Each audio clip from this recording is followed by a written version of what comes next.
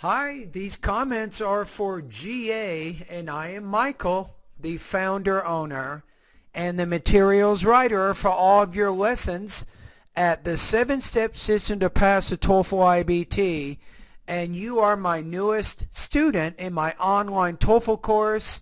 And let's take a look at your situation. You say, first of all, thanks for your time and your videos. You're welcome. I am writing to you because I need to prepare myself for the TOEFL IBT, and I'm solely interested on getting 26 in the speaking section. I am signing up for your course today. I would put a period here so you don't have a comma splice. Say, I'm signing up for your course today, and I just wanted to email you to be in tune with you and maybe about the goal I want to achieve. I'll let you know a few facts to make it easier. I've taken the TOEFL twice within a month, getting 23 and 24 scores.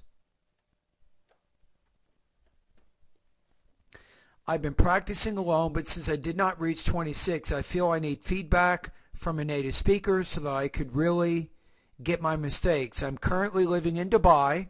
My mother tongue is Spanish, but at home we only speak English. My husband is Urdu speaker.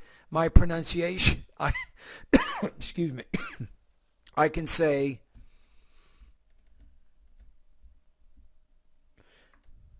I would probably take this idea. I'm going to just put, I can say my pronunciation is average, but I give an effort to keep it good. But since I'm surrounded by Arabs and Indians speaking English, I'm afraid to get used to the way they speak, and that already has many mistakes. This is why I'm joining online with you. I have no time to do this, is now or never, and my son of 5 years old makes my study time quite noisy, so I must make the most of everything. And your son will help you, believe it or not. You're not going to believe this, but I'm going to tell you. It's okay when you're doing speaking practice tests in my online TOEFL course, and the first thing you want to do is, I recommend do my pronunciation pretest in the second section of my course, and then the next day start posting speaking practice tests. Even if your son makes a lot of noise in the background, that is good. You know why? You probably already know why. When you're taking the TOEFL exam, especially during the speaking section, you will hear a lot of other people speaking at the same time, so it will be very noisy.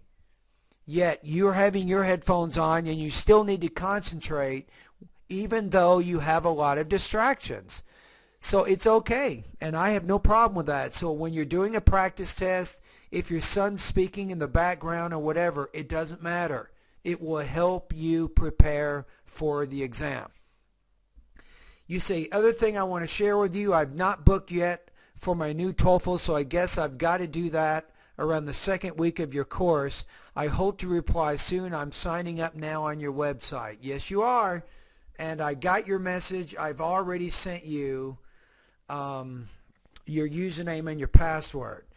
Now, I think part of this is we need to understand a little bit more about your score. Okay, I have some rubrics that when you're doing the practice tests, I will actually use these rubrics to score your speaking, and they're adapted from the official TOEFL IBT rubrics that the ETS uses to grade your independent and integrated speaking tasks. So right now you received a score, if I'm looking at the message correctly here, okay, 23 and 24 points out of 30. That's where you are right now, am I right? Okay, so what does it mean? So from a pronunciation standpoint, here are the problems you're having right now. You have minor difficulties with pronunciation, intonation, or pacing, which are noticeable and require listener effort. Now, the next thing, and I can confirm this, your response demonstrates imprecise or incorrect use of vocabulary or grammar structures, or you're limited in the range of structures used, in that you have a tendency to use mostly basic grammar. So you have some language use issues. If you look back here,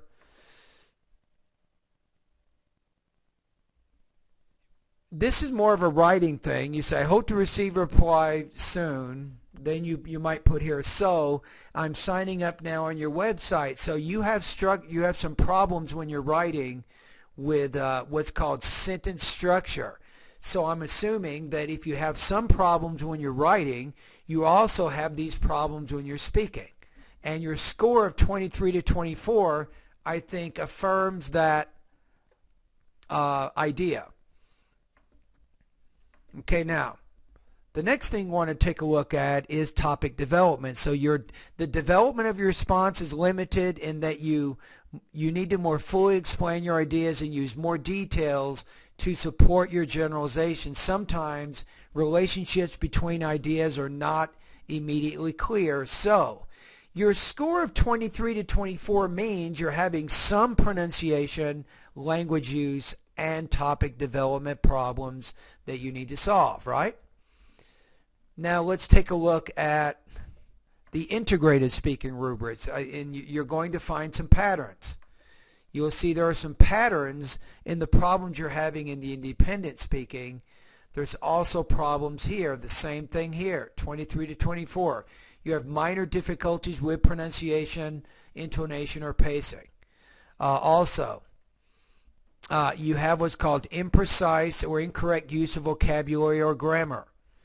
And then for the topic development, your response has some incompleteness, inaccuracy, lack of details in relation to content. Sometimes it's not easy to see how your ideas are connected, right? So we kind of see what's going on. Now for you, you can do whatever you want, but if I were you, I would not. I mean, you're taking the TOEFL test too many times. Why not just take a break for a minute here?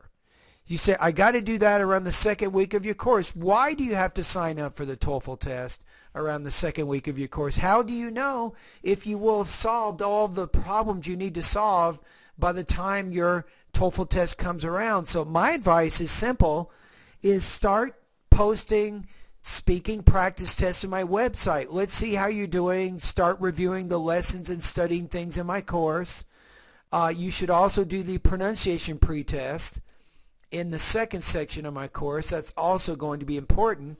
So once you're scoring around 26 to 30 on the speaking task, my suggestion is to get an independent get an independent observation of your speaking. So I have another website that I contract with. They're called scorenexus.com, and they also offer really high quality speaking practice tests. And my recommendation, I think it's about $14.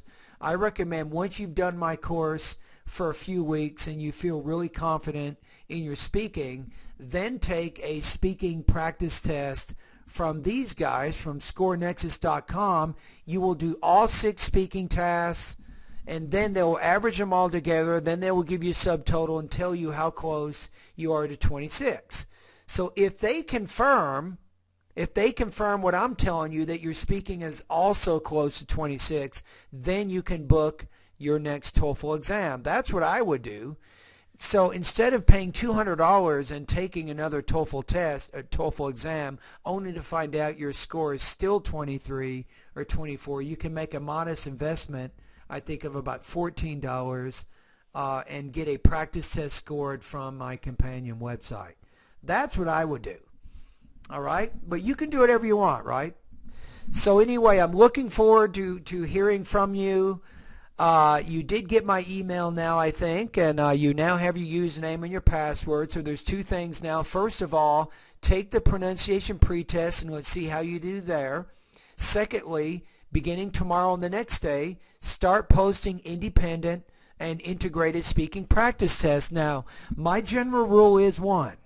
You can do 1 per day, And my recommendation is you can also use practice tests, speaking practice tests from your TOEFL book, or you can go online to YouTube and use some practice tests there, and I will also score those independent and integrated responses.